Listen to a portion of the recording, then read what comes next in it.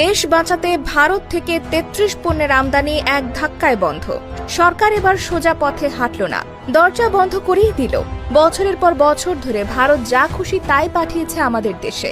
একদিকে আমাদের দেশীয় শিল্প ধ্বংসের মুখে, আরেকদিকে ভারতের রপ্তানিকারকদের মুনাফা দিনে দিনে আকাশচুম্বী। দেশের বাজার ছিল যেন ওদের বাগানের গাছ, যা খুশি তাই ফলবে, যা খুশি তাই কাটা যাবে। অবশেষে ২০২৫ সালে এসে বাংলাদেশ সরকার এক টেবিলে সব হিসাব কষে দিল।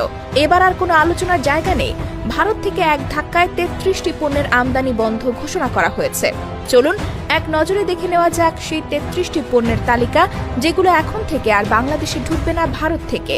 Duplex board, news print, craft paper, cigarette paper, মাছ, সুতা, আলু, গুঁড়ো দুধ, তামাক, রেডিও যন্ত্রাংশ, টিভি যন্ত্রাংশ, সাইকেল যন্ত্রাংশ, মোটর যন্ত্রাংশ, ফর্মিকা শিট, সিরামিক সামগ্রী, স্যানিটারি সামগ্রী, স্টেনলেস স্টিল সামগ্রী, মার্বেল স্ল্যাব, টাইলস, মিশ্র কাপড়, ছাপানো কাপড়, ডিনার সেট ও গ্লাসওয়্যার, কৃত্রিম রেশমি সুতা, সস্তা প্যাকেটজাত নুডলস, সৌন্দর্য চর্চার প্লাস্টিক সামগ্রী, প্লাস্টিক চামচ, বাজারজাত প্লাস্টিক বালতি, অ্যালুমিনিয়াম পাত, সস্তা ইলেকট্রিক সুইচ ও ফিটিংস, থার্মোকল ও ইউপিএস বক্স, কম দামি ফার্নিচার কাঠ, বাজেট রেঞ্জ কিচেন সেট, গৃহস্থালী প্লাস্টিক সামগ্রী। এই সিদ্ধান্ত মূলত এসেছে জাতীয় রাজস্ব বোর্ডের পক্ষ থেকে, যেখানে স্পষ্টভাবে বলা হয়েছে এই পণ্যগুলো দেশের অভ্যন্তরীণ উৎপাদনের ক্ষতি করছে, বাজার দখল করছে এবং কিছু ক্ষেত্রে অবৈধ রুটে ট্রানজিট হয়ে তৃতীয় দেশে রপ্তানিও হচ্ছে। অর্থাৎ শুল্ক ফাঁকি দিয়ে বৈধ বাণিজ্য ব্যবস্থাকেও নষ্ট করছে এইসব ভারতীয় পণ্য। প্রথমত, এই নিষেধাজ্ঞার মাধ্যমে সরকার একটা বিষয় পরিষ্কার করে দিয়েছে, বাংলাদেশের বাজার আর ফ্রি ফর অল থাকবে না।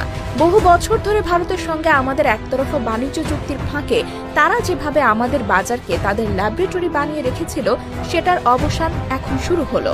বহুদিন ধরে এই প্রসঙ্গ উঠে আসছিল ব্যবসায়ী মহলে, কিন্তু এবার সেটা নীতি নির্ধারকদের মিটিং টেবিল থেকেও বাস্তবে রূপ পেয়েছে।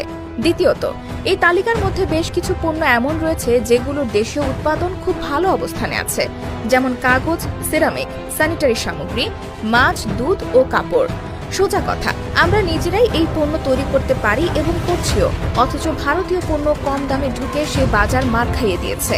এতে দেশীয় শিল্প শুধু বিক্রি হারায়নি, বরং অনেক ক্ষেত্রে উৎপাদন কমিয়ে দিতে বাধ্য হয়েছে।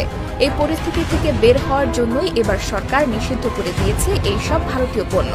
তৃতীয়ত, এই নিষেধাজ্ঞার একটি গুরুত্বপূর্ণ দিক হল এটা প্রাক বাজেট নীতিমালার অংশ হিসেবে ঘোষণা করা হয়েছে।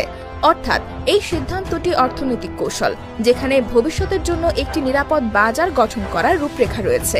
এখানে অবশ্য একটা প্রশ্ন